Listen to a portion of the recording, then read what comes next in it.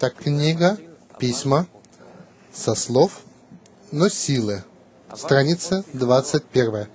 Но интеллектуальные силы и мысли надо увеличивать во всем устремлении, день и ночь, всегда, чтобы не отходили воспоминания Творца. И не уподобляйтесь им, уподобляйтесь Ему. И не ставьте Иерусалим ниже земли. И истина говорит тебе, когда ты видишь опустошенных, которые проводят свои дни впустую, то страдает мое сердце, потому что не произойдет в них ничего духовного, а только тело из плоти и крови будет наслаждаться. Так это сделано. Это то, что я тебе объяснил выше.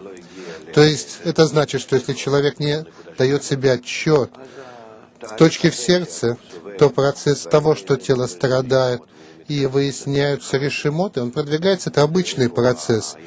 Но где же у нас забота? И в чем же мы можем помочь?